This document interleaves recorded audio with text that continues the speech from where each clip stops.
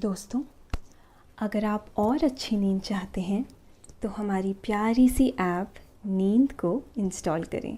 इस ऐप पर आपको एक्सक्लूसिव स्लीप स्टोरीज़ मिलेंगी और आप बिना यूट्यूब प्रीमियम के भी इन स्टोरीज़ को बैकग्राउंड में सुन सकेंगे। इंस्टॉल करने के लिए आप हमारी वेबसाइट neend.app पर ज़रूर आइए और अच्छी कहानियाँ, स्लीप म्यूज़िक, कुछ टिप्स सुनने के लिए इस चैनल को सब्सक्राइब कीजिए। नमस्कार, मैं हूं लोकेश। आज सुनिए लेखक रजत की लिखी स्लीप स्टोरी। पेड़ों का आदर करो तो वो तुम्हें आजीवन फल देते हैं, और मिट्टी का आदर करो तो वो तुम्हें देती है आजीवन पेड़। कहानी 4 दोस्तों की है जो एक गांव की तकदीर बदलने के लिए, वहां की जमीन को हरा भरा करने के लिए कमर कस लेते हैं। तो आइए चलते हैं चारों दोस्तों के साथ मणिपुर नाम के गांव के सफर पर। लेकिन पहले आप अपने आसपास की सारी लाइट्स ऑफ करके आराम से लेट जाएं। अपनी आंखें धीरे से बंद कर लीजिए। अब थोड़ा सा अपने शरीर को आराम दीजिए। थोड़ा और आराम। अपने शरीर को बिल्कुल ढीला छोड़ दीजिए। कोई टेंशन नहीं, कोई तनाव नहीं। अपने दिमाग में चल रहे सभी विचारों को, चिंताओं को त्याग दें। एक शांति सी महसूस करें। सब नेगेटिव, पॉजिटिव विचारों को धीरे धीरे निकाल दें। हाथों को सीधा करके अपनी कमर के साइड में रख लीजिए। अपनी सांस पर ध्यान लगाएं। मन शांत, एकदम शांत होता जा रहा है। आप बहुत अच्छा महसूस कर रहे हैं।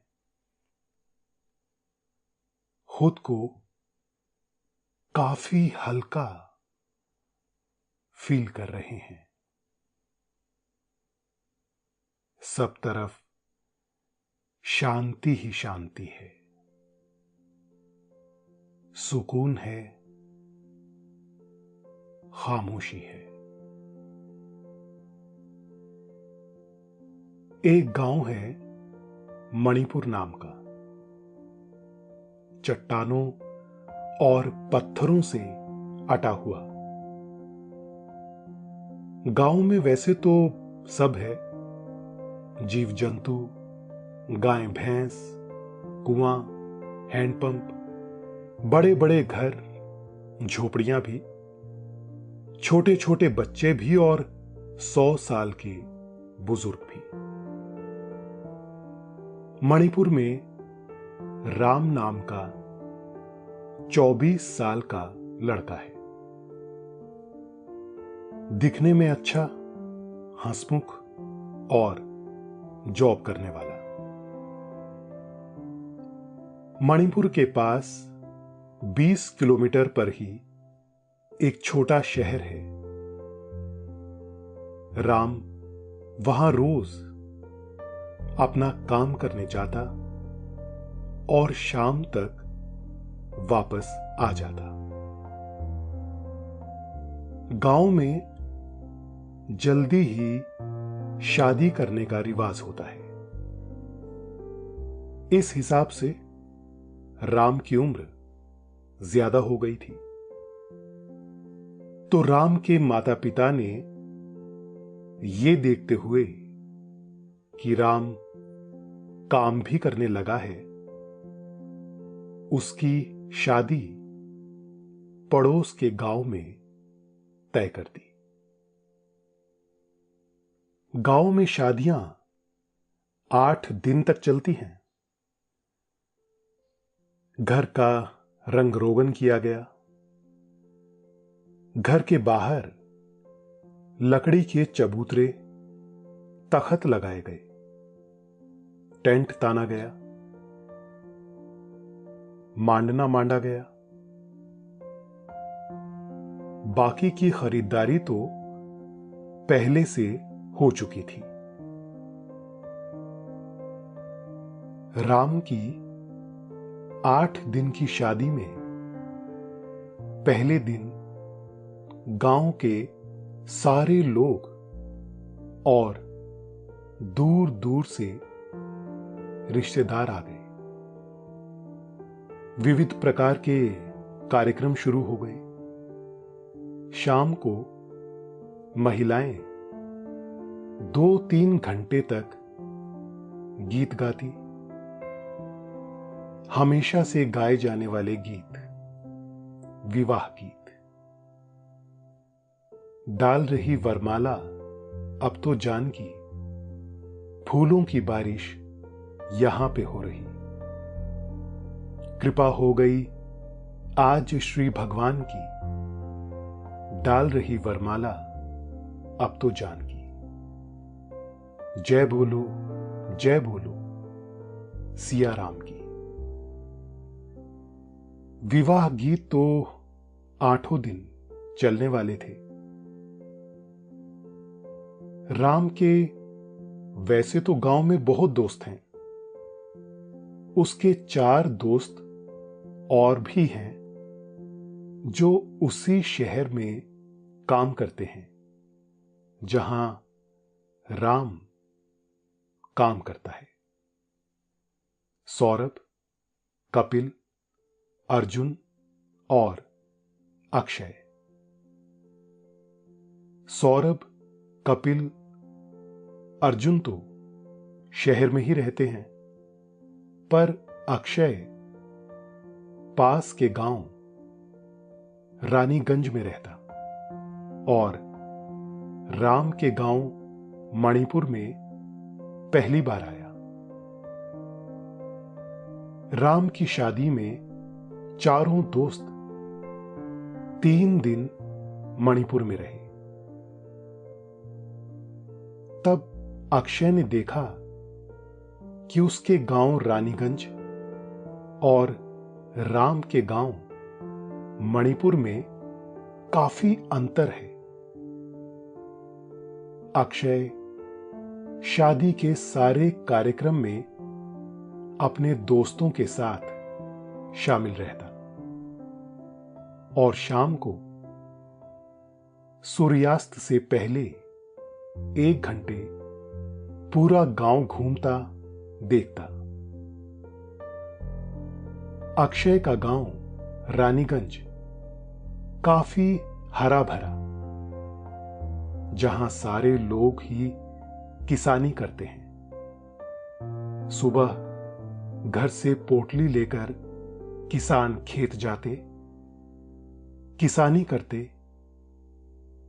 दिन में पेड़ के नीचे बैठकर अपना खाना खाते। पेड़ के नीचे खेत के किनारे लगी खटिया पर आराम करते। शाम 6 बजे घर आते, चाय पीते, जल्दी सो जाते और अगले दिन सुबह जल्दी उठ जाते। सादा सरल जीवन जीना, मेहनत करना, जल्दी सो जाना और सुबह पौ फटते ही अपने खेत पर निकल जाना, यही वहां की और वहां के किसानों की जीवन शैली है। पर राम के गांव मणिपुर में ऐसा नहीं है। वहां कोई किसान नहीं है। सारे लोग वहां किसानी के अलावा कोई और काम करते। ना वहां की मिट्टी में उत्पादन क्षमता है और पानी की भी बहुत कमी है। ये सब देखकर अक्षय को बहुत आश्चर्य हुआ। उसे विश्वास नहीं हुआ कि ऐसा भी गांव होता है जहां खेती नहीं होती। और अक्षय को यह देखकर बहुत खुशी भी हुई कि गांव में सारे ही लोग बहुत खुशहाल हैं और पानी और मिट्टी नहीं होना भी गांव वालों ने स्वीकार कर लिया। चारों दोस्तों ने शादी में खूब एंजॉय किया और फिर अपने अपने शहर चले गए। अक्षय भी अपने काम में व्यस्त हो गया। शादी को 1 महीना हो चुका, पर अक्षय के दिमाग से एक बात हटने का नाम ही नहीं ले रही, और वो बात है मणिपुर की, राम के गांव की हालत। मणिपुर गांव था तो बिल्कुल गांव जैसा, पर वहां के लोगों के व्यवहार के कारण खेती और पानी के नाम पर कुछ नहीं था। अक्षय अपने गांव रानीगंज में जब अपने लोगों को किसानी करते हुए देखता, खेतों को लहराते हुए देखता, पक्षियों को उड़ते हुए देखता, बच्चों को नदी में कूदते पानी पीते देखता, तो उसे राम के गांव मणिपुर की याद आती कि काश वहां भी सब ऐसा होता। काश वहां भी मेरे ही गांव की तरह सुबह ऊर्जा के साथ उठती और शाम को सुंदरता बैठकर रोज गांव से घंटों बातें करती। एक रोज अक्षय ने अपने 5 दोस्तों को अपने घर भोजन पर बुलाया और शाम को भोजन करने के बाद सभी दोस्त अक्षय की छत पर टहलने के लिए गए। उन सभी के बीच बातचीत होने लगी।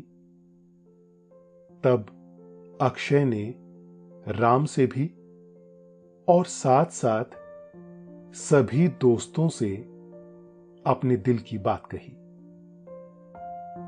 अक्षय ने कहा, राम, मैं जानता हूं कि तुम्हारे गांव और मेरे गांव में कोई अंतर नहीं है। वहां भी सुबह होती है, यहां भी होती है। वहां के लोग भी बहुत प्यारे और खुश हैं, यहां के भी हैं। हम दोनों के गांव में पशु पक्षी हैं, खुशहाली है, समृद्धि है, पर फिर भी एक बात मुझे तब से खटक रही है जब से मैं तेरे गांव आया हूं। सारे दोस्त अक्षय की बात ध्यान से सुन रहे हैं। तभी राम ने अक्षय से कहा, क्या अक्षय, ऐसी क्या बात है और इतने दिन से क्यों नहीं बताई? तुम तो जानते हो तुम मुझसे कभी भी कोई भी बात कर सकते हो। अक्षय ने कहा, हां दोस्त, मैं जानता हूं, पर यह बात मैं सबके साथ शेयर करना चाहता था, इसलिए आज मैंने तुम सबको अपने घर खाने पर बुलाया। सबने एक साथ बोला, भाई अब बोल भी दो। अक्षय ने सभी को शामिल करते हुए राम से कहा, जैसे जहां पानी की आव ना हो उसे हम कुआं नहीं कह सकते। अगर मधु बनाना बंद कर दें तो मधुमक्खियां बस मक्खियां बनकर रह जाएंगी। अगर कोयल कुहू कुहू ना करे तो क्या हम उसे कोयल कहेंगे? सिर्फ बहती है इसलिए वो नदी है। अगर रुक जाए तो तालाब हो जाएगी। ऊंचे हैं सिर्फ इसलिए पहाड़ हैं, नहीं तो उन्हें पत्थर बोला जाएगा। दुनिया में जो भी है वो अपने स्वभाव में होता है, तभी वो होता है जो है। जहां पानी गिरने पर महक ना उठे उसे मिट्टी बोलना गलत है, और जो खुशबू ही ना उड़ाए उसे फूल नहीं कह सकते। राम को अक्षय की बात समझ आई भी और नहीं भी। राम ने कहा, तुम मेरे गांव की बात कर रहे हो शायद। अक्षय ने कहा, हां, तुम्हारे गांव में पानी ना होने के कारण खेती नहीं होती और गांव भी गांव जैसा नहीं लगता। राम ने कहा, हां दोस्त, बात तो सही है तुम्हारी। एक और दोस्त बोला, हां, पर कर भी क्या सकते हैं?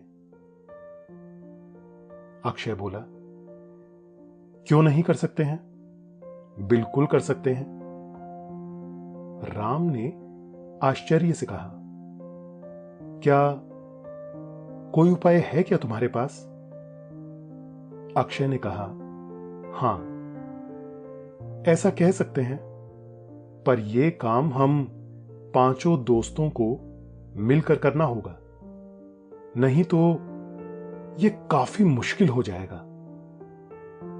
सभी दोस्त अक्षय को हैरानी से देखने लगे। राम ने कहा, कैसा काम?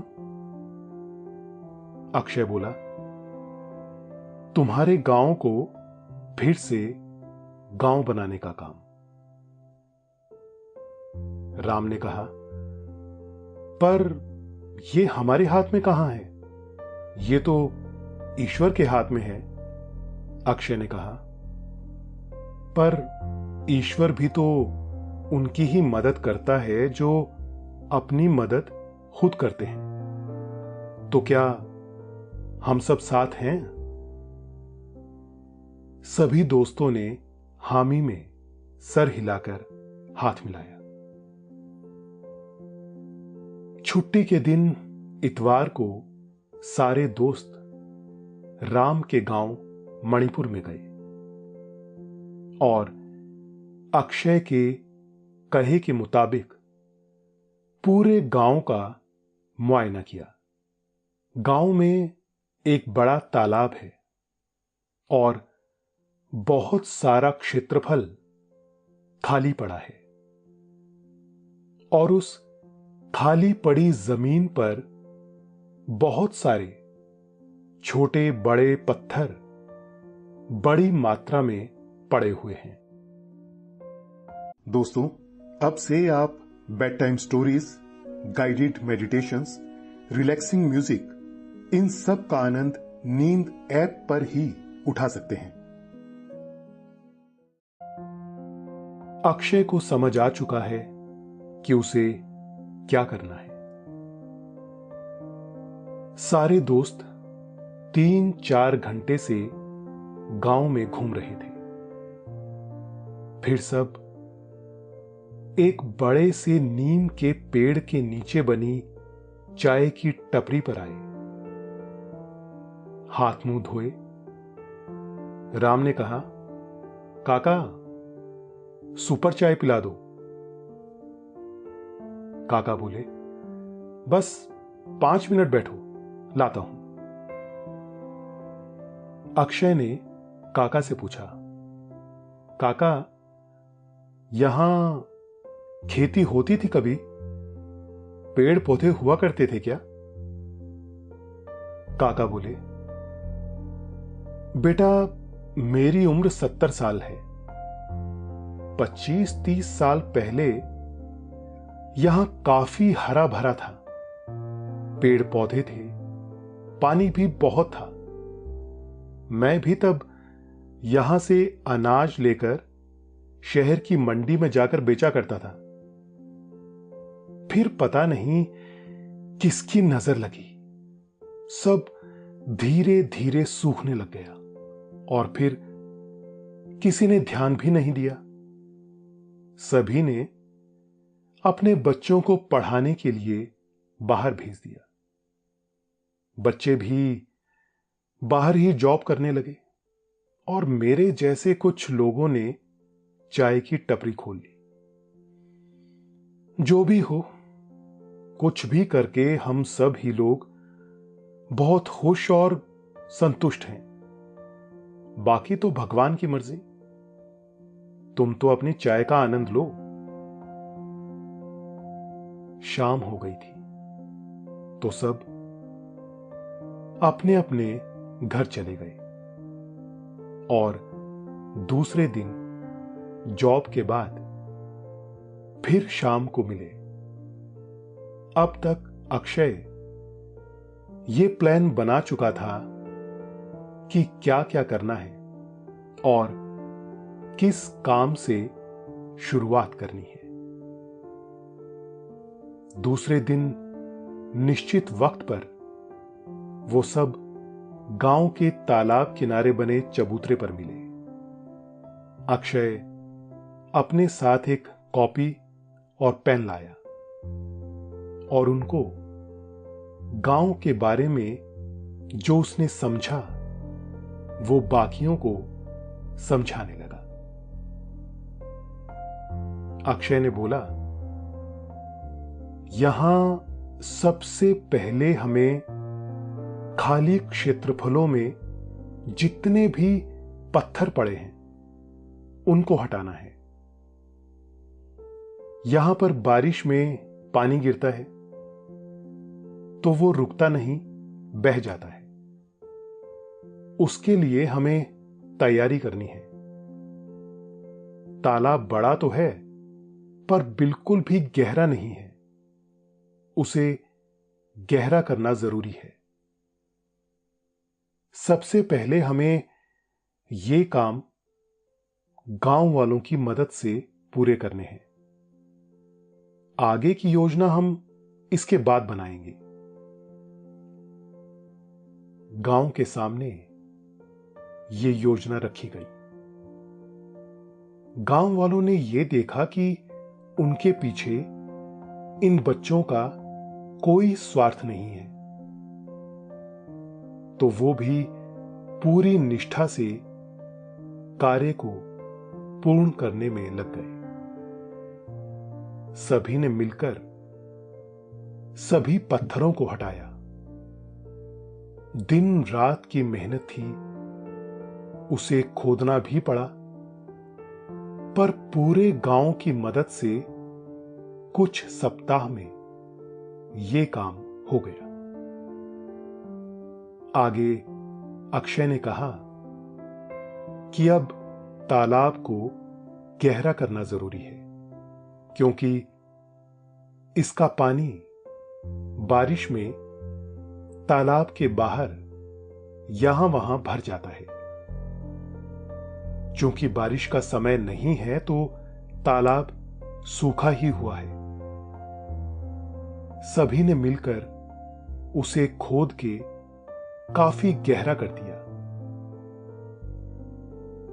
अगला कार्य था गांव में सभी के घर के आगे वाटर हार्वेस्टिंग, जिसे जल संचयन भी कहते हैं, करना।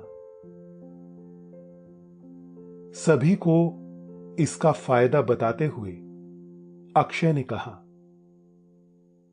इससे भूमिगत जल जो इस गांव में अब ना के बराबर बचा है, वो बढ़ने लगेगा। सारा वो पानी जो हमने काम में लिया है या जो नहीं भी लिया है, ये सीधा इसके माध्यम से धरती के अंदर चला जाएगा, जिससे धरती को या मिट्टी को अपनी ताकत फिर से मिलने लगेगी। कुछ वक्त के बाद ये कार्य भी पूरा हो गया। तालाब गहरा हो गया, बस उसमें पानी आना बाकी है। वाटर हार्वेस्टिंग से या जल संचयन से धरती का पानी भी धीरे धीरे बढ़ने लगा।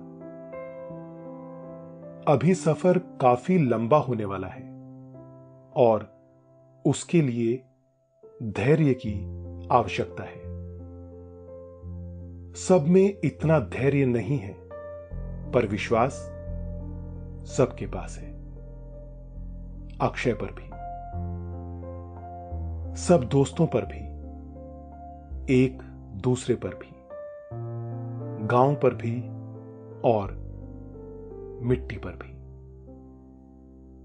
सबको पूरा विश्वास है कि उनका गांव फिर से हवा चलने पर थिरकेगा, बारिश होने पर बच्चों सा नहाएगा, हवा चलने पर तितली सा उड़ेगा, सावन आने पर कोयल सा गाएगा और फिर से ये गांव अपने स्वभाव में आ जाएगा, यानी हरा भरा हो जाएगा। अब आगे की योजना यह थी कि धरती को खोदकर मिट्टी को अच्छे से पलटा जाए। तो सबने मिलकर यही किया। फिर आसपास के गांव की मिट्टी लाने की योजना बनी, ताकि धरती को अच्छे से मिट्टी से ढक दिया जाए। तब अक्षय ने कहा, हम ऑर्गेनिक यानी कि जैविक खेती जहां होती है वहां की मिट्टी लाएंगे। इससे हमें अनाज उगाते समय दवा डालने की आवश्यकता नहीं पड़ेगी और सभी को खाने के लिए भी ताकतवर और शुद्ध अन्न मिलेगा। वैसे भी आज से काफी सालों पहले सभी जगह जैविक खेती ही होती थी, जिनमें किसी प्रकार की दवाइयों का उपयोग नहीं किया जाता था। चाय की टपरी वाले काका आगे आए। उन्होंने बोला, ये बात बोलकर तुमने दिल खुश कर दिया बेटा। मेरा एक दोस्त है श्यामलाल, वो पास ही के गांव में रहता है और जैविक खेती करता है।